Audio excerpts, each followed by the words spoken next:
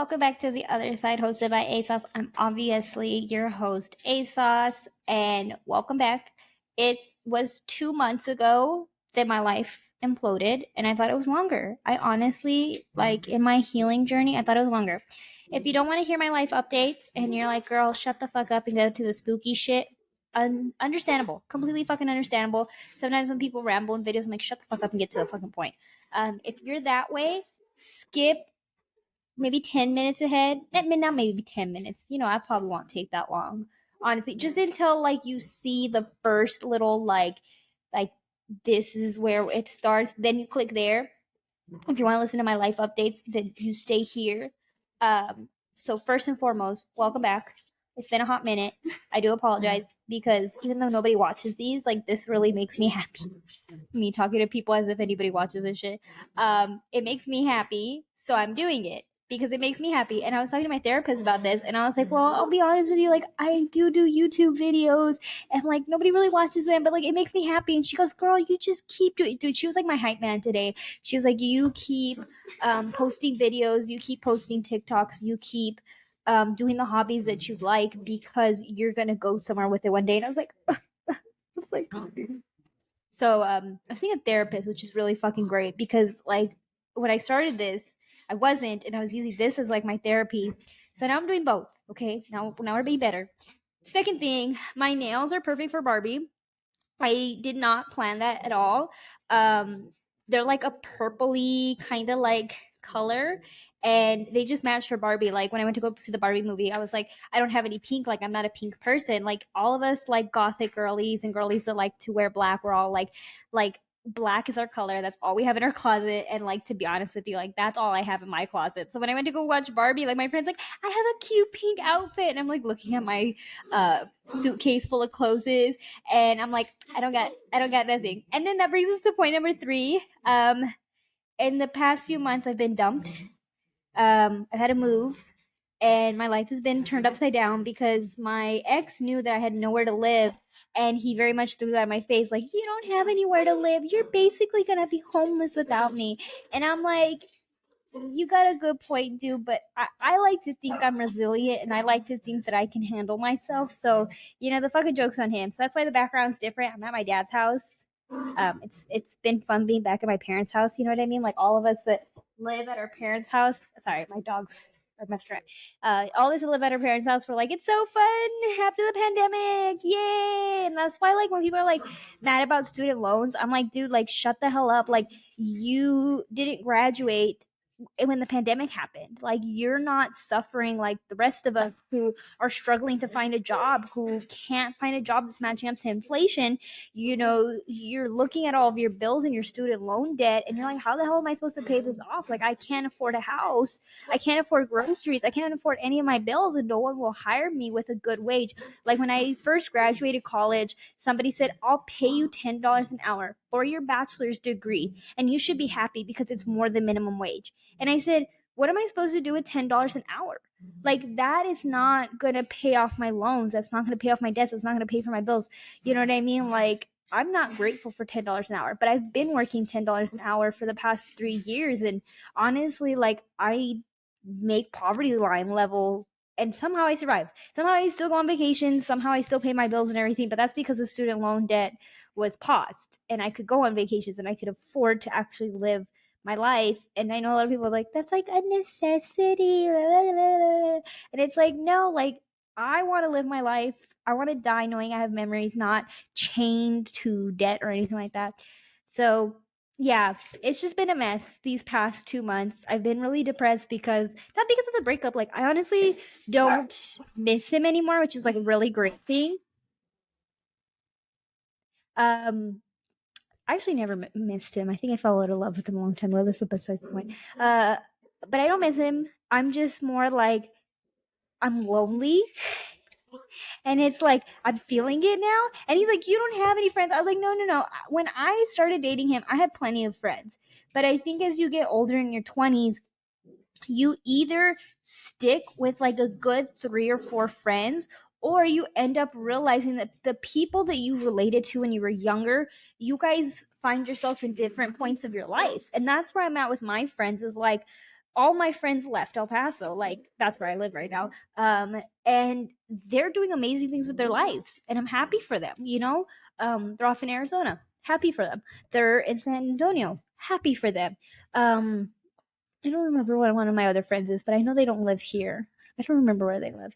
But you know what I mean? Like, we're adults. Like, we find our own thing in life, and we all disconnect at one point. So, yes, I don't have friends here, but I do have a lot of people that I know care about me. And that's what matters at the end of the day. So when he was like, "You don't have any friends," I was like, "You know what, bitch? Bye." So, anyways, that was my, oh my God, 5 minute freaking rant on my life. God, somebody tell me shut up. I'm probably going to edit this whole rant about my entire life mess. So let's get into it. So again, so let's get into the other side of Idaho. Spooky, ooky, kooky stuff, because we like spooky, ooky, kooky stuff. And I don't care if anybody says that this is why I have bad luck and why my life's in shambles is because I like the paranormal. I will continue to like the paranormal even if my life is a mess, because you know what? At the end of the day, you got to stay alert. You got to stay awake. Okay, let's just shut the up and get into it, because I know somebody at some point is like, if anybody watches this, they're gonna be like, "Can she just shut up already?" I I got like 50 computer tabs open at all times. Okay, where the music is coming from, you tell me, because it's a good tune and I don't want it off.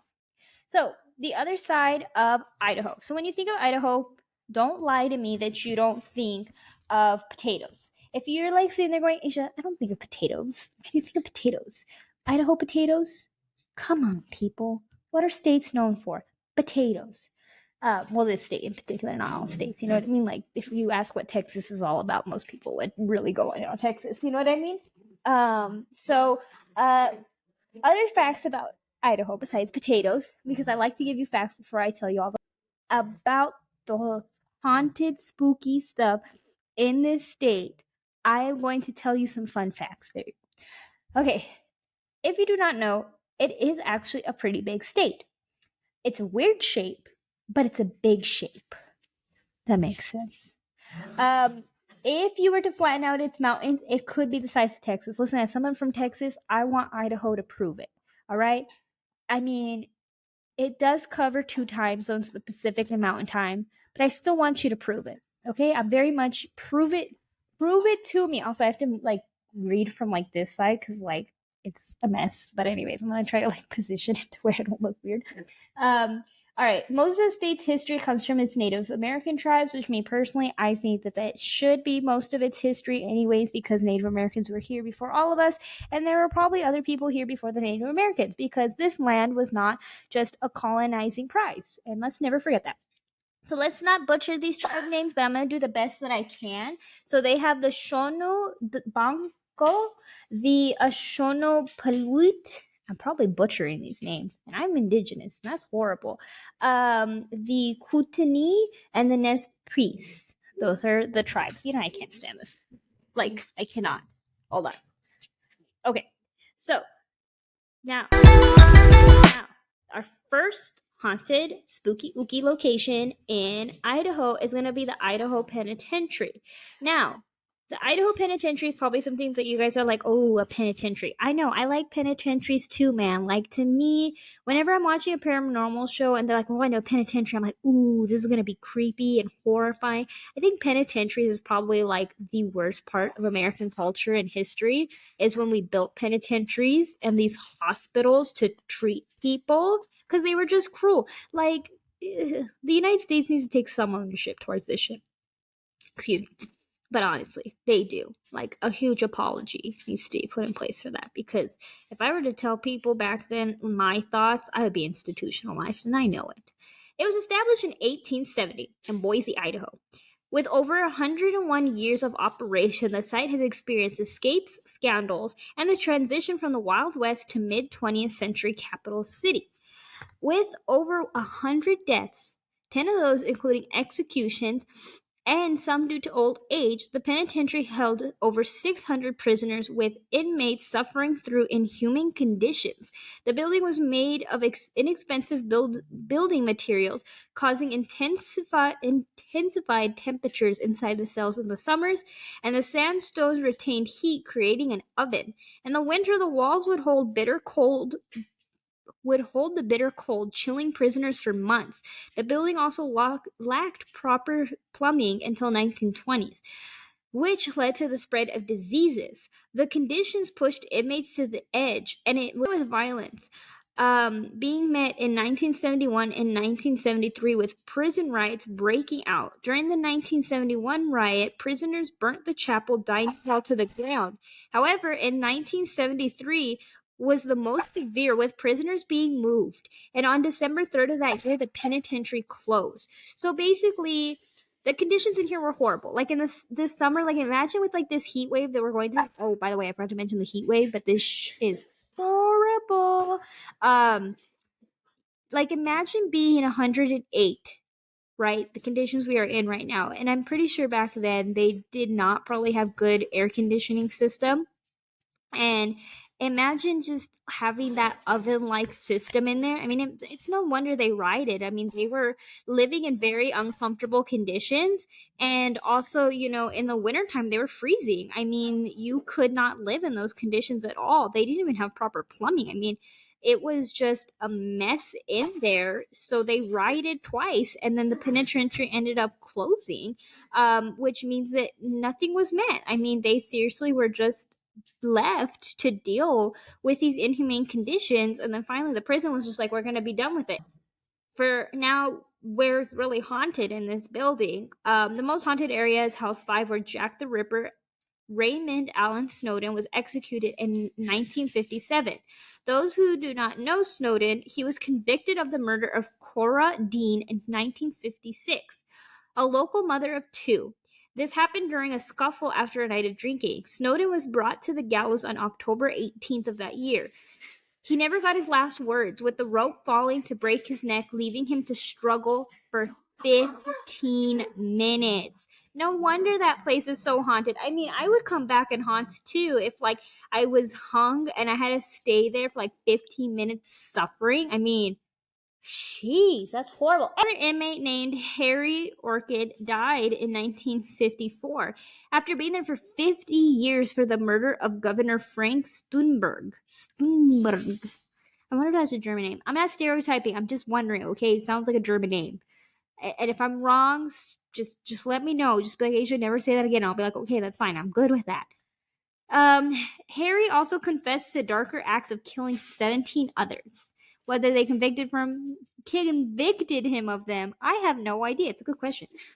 There is a wide range of activity throughout, such as doors slamming, footsteps, and voices. There is a story from Boise State Public Radio that states a woman had an experience when she was in the building where the 1973 riots broke out. Hughes was standing in a cell when it became warm, and someone grabbed her butt and stated that she felt more validating than frightened, confirming that someone was there. So someone touched her butt and she was like, oh, that feels validating. Somebody's here. Somebody touched my ass, I'll be like, excuse me. That gives you no right. Like there's no right to touch me like that. That was the Idaho penitentiary. Lovely. Great. Let's move on. Yay! We did one. Spirit Lake, Idaho, and Kootenai County. Sorry, it's indigenous. I'm trying. Listen, I am indigenous, but you try. Well, I'm only like 40%, I think. 38%, I think. It's like between 38-40% indigenous. But I still hold on to it with dear heart because you know what? At the end of the day, that's all you have. Because other than that, I'm a colonizer. I'm a land stealing son of a bitch. Anyways, Spirit Lake, Idaho, and Kootenai County. The population as of 2010 is 1,945, which to me seems like a lot of people, but I heard it's not. So I don't know.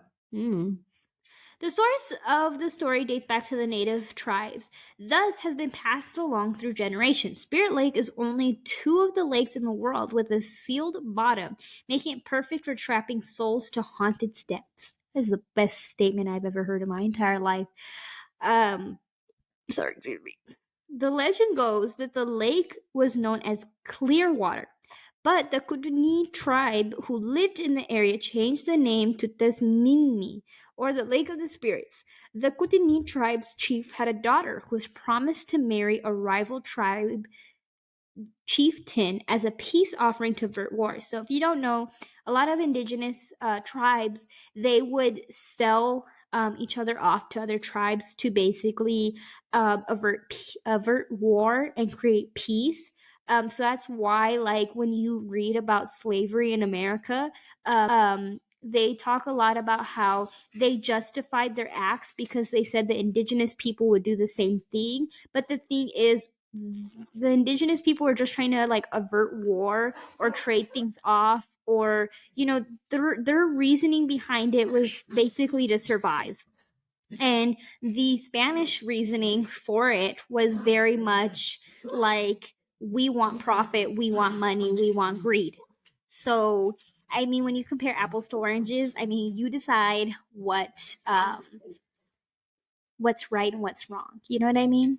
So also this looks. Anyways, okay, so they changed the name to the Lake of the Spirits from Clearwater, and the daughter was promised to be married off to a rival tribe chieftain to avert war. However, Kamapam, which means fearless running water, was in love with a Kootenai warrior. So she was already in love with somebody else. She was like, I'm not gonna marry that man. I'm already in love with somebody else. So the two lovers vowed their eternal love by binding themselves together with a marriage chain of rushes, and they leaped into the lake. Their bodies were never found, and people say that under the moonlight nights, when the wind is still, you can see their ghostly silhouettes drifting along the lakes in canoes. There are low, mournful, and haunting sounds that drift through the foggy mist, with locals stating it's the cries of the two Native American lovers seeking freedom that would never come. So let me tell you this right now. If your man is not willing to get chained up with you and jump into a river to declare his undying love for you because you two can't marry each other, it's not real. You need to move on. The level that women are accepting nowadays is just on the floor. Remember the Barbie movie? Remember what they said? Ken is an accessory. You don't need Ken. Men as an accessory. Besides that rent, we're done with that place. We're done. We're moving on. And my dogs are staring at me like I'm fucking crazy, and they're the ones that fucking crazy.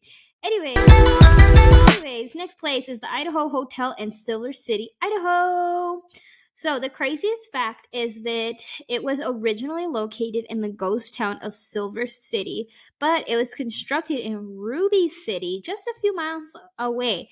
When Silver City became the county seat, the hotel was dismantled piece by piece and brought to the new prosperous town. So basically, they were like, you know what, Ruby City, you ain't vibing. You ain't doing it for us. You're not getting the county seat. Silver City is. So we're taking your hotel piece by piece. Okay, remember that, piece by piece. And we're moving it to the new city because it's prosperous. And they're bringing in the money and you bringing us. That's so fucked up. If I was somebody in Ruby City, I would have been like, fuck. It was originally established in 1863 and opened in Silver City in 1866. So basically, if you do the math, it was like 3 years. That's it. It was 3 years and like piece by piece, move that bitch out. It's the oldest hotel in the state. Probably really haunted.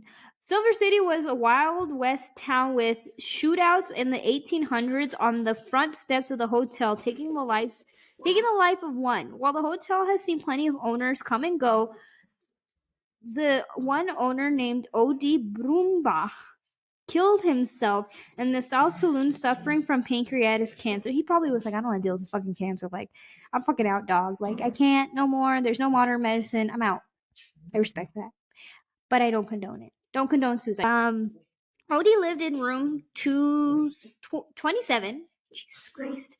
And there are reports of unexplained sensations felt on guest bodies. There are spirits that are unknown there are spirits that are unknown of their stories, such as a man in a dusty coat that roams the stairwells, a young boy that plays with marbles in the front hotel.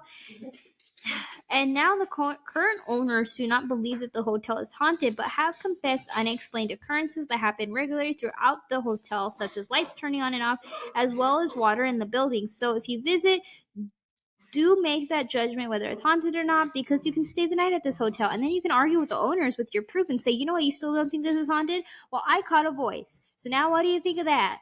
And they're probably just gonna be like, I still don't believe it, you know? Like I just don't. And you're just gonna be like, well, I guess. Damn. Sorry. I was checking really quick. Also, it's 107 here. No, 103. Sorry. 107. 103. So, crazy. Moving on. Next one. Next one is Stricker Ranch. Stricker Ranch. Imagine if somebody came up to you and went, you want some Stricker Ranch?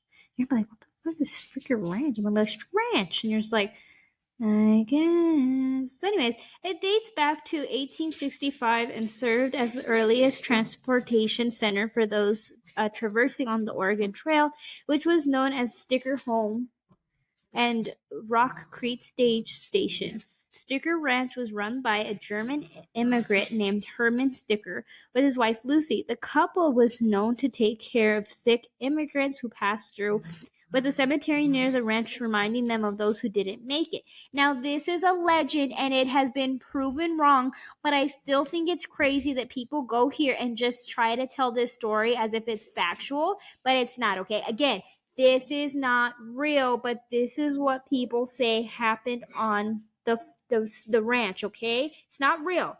It's not real. All right? Again, this is a legend, this is not fact. This is a legend, it's not facts. I just think it's crazy. So the legend goes that Lucy brutally murdered her husband with an axe, dragged his body down the stairs, which would explain the stains found on the stairs. But it has been debunked as he died in 1920. Ugh, I'm probably anyways. Okay, so the legend goes that Lucy brutally murdered her husband with an axe, dragged his body down the stairs, which would explain the stains found on the stairs. But again, this has been debunked because he died in 1920. And the reason why that they believed that this actually happened was because they didn't know what happened to her husband at one point. And so they were like, oh my God, what happened to him? What happened to him? Blah, blah, blah. And then they saw like the blood stains and everything like that. So they assumed that Lucy did it. But I mean, if you really think about it, I don't know many women that would be able to drag a body down the stairs. I personally wouldn't. And I'm a small, tiny little woman. So I'm like backing up Lucy here. Like, there's no way she could have done it. Unless she had help. Then maybe possibly she could have murdered her husband with an axe. But like if it was a lone act and people are assuming she did it alone, no. But I think he died like of natural causes or something like that. I think that's what they said. But that's what people believe. So if you go down to Sticker Ranch in Idaho and people are trying to tell you this story, you can be like, no, that's not factual. He died in 1920. There's no way that Lucy did it. No, that's not true. That's not factual. That's nothing. Okay? So don't let them lie to you. Okay? But they believe that a lot of the ghosts and spirits at the ranch are from the Oregon Trail, especially since there is a cemetery on the grounds of those who did not make it. And visitors claim to see apparitions around the ranch with unexplained movements of stationary objects. Unfortunately, teenagers do break in and hold seance, which could point to why there's also darker spirits, because teenagers like to, mess around with stuff that they ain't supposed to. Visiting the ranch and see the reputation for yourself. So make your own judgment about the place, but do understand that there have been satanic rituals done in this place. Do understand there's a cemetery on the ground. So a lot of the stuff that you're going to be getting is, it's all explainable about why it's there. Okay? It really is. Okay. So next we're going to go to Gooding University Inn and Resort.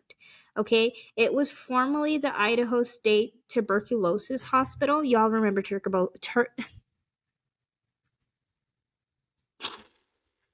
Y'all remember tuberculosis, all right? Tuberculosis. It happened. It happened.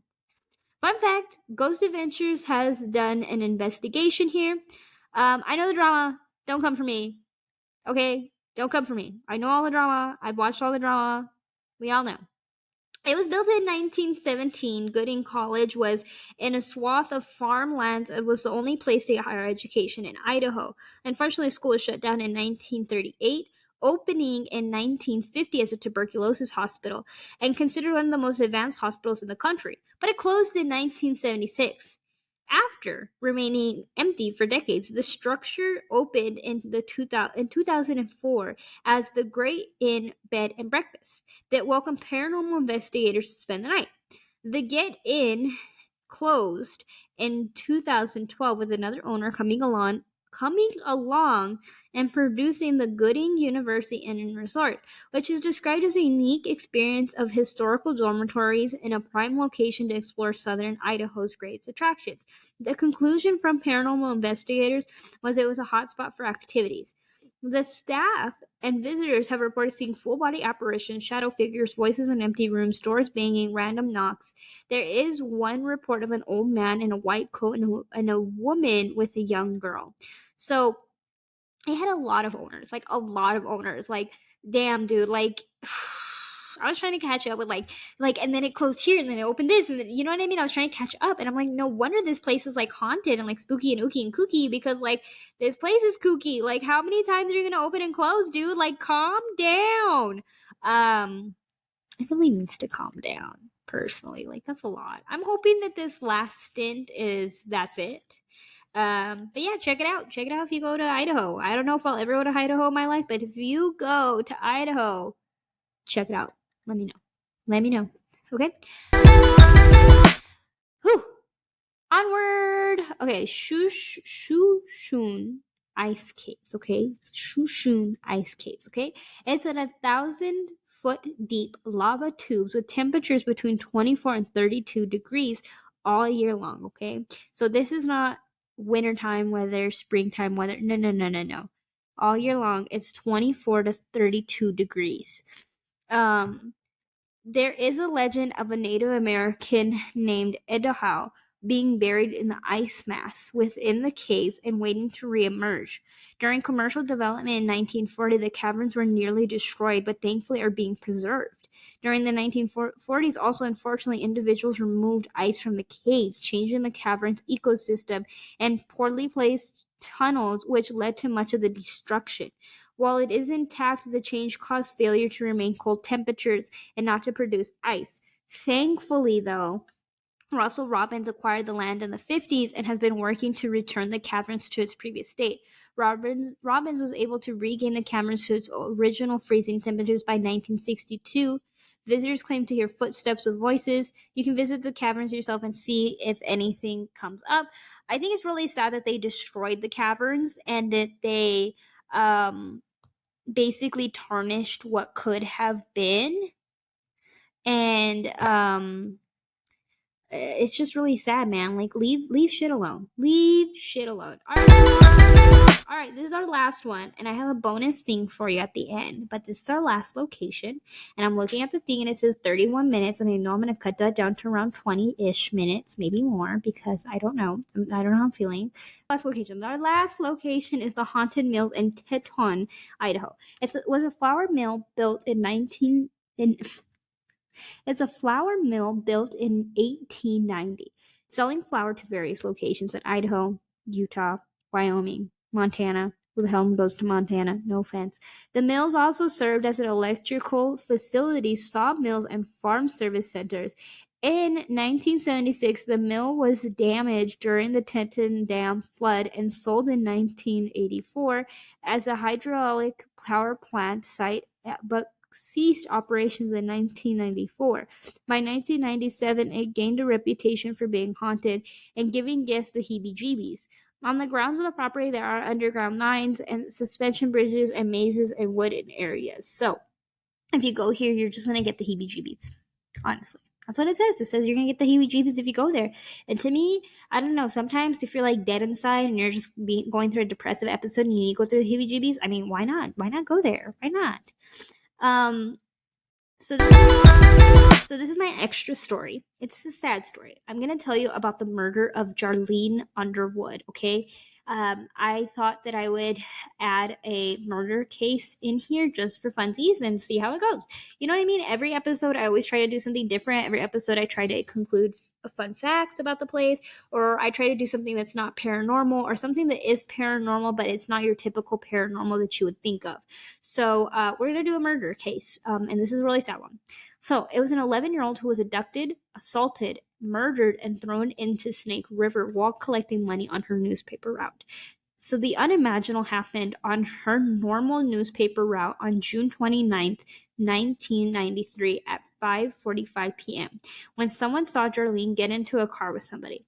It turned out that on the corner of Carter and Main Street, a man forced Jarlene into a vehicle. Jarlene's dad called the police, reporting the abduction, went out searching for his daughter. Nothing had came out of the first night, so the family went door to door with a special meeting at the church. With days passing, the case gained national media attention and the traffic checkpoints were set up across East Idaho.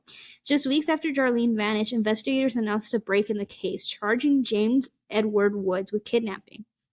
Excuse me. So now this is what happened. The investigators state that Woods had just moved to Potosilo and was eating dinner with his cousin when Jarlene came to the door to collect money for the newspaper. Just minutes later, Woods told his family that he was going to buy alcohol. He went and approached Jarlene, telling her that the check was no good and he would give her cash instead. When she looked into her money bag, he grabbed her and pushed her into the car.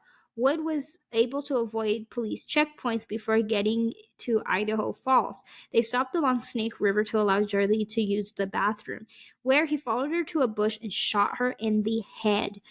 The saddest part was that before he killed her, she was asking him why did he kidnap her, and she was telling him about her faith, about her hobbies, about things that she loves, and then he dismembered her body, threw it in the river, and Woods was charged with first-degree murder. So that's very sad. So I'm gonna try not to go a whole month or 2 months without posting anything because I really do like making this, even if nobody watches it.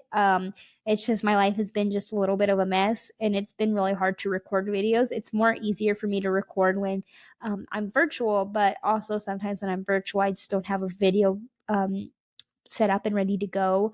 And then I'm also trying to move. So like this is all going to probably change soon. So just, be aware and everything like that, that if I disappear again, if anybody cares, I'm just really going through it. Just check on your friends, check on people that you love or care about, and make sure that they're happy and that they're well. Thank you so much to whoever watches this, because I don't know who watches this besides myself. But have a very wonderful day. Thank you for watching The Other Side of Idaho. And I will see you next time because I don't know what state's next. Or if we'll even go to his state and we'll just do something else. I don't know. But I'll see y'all.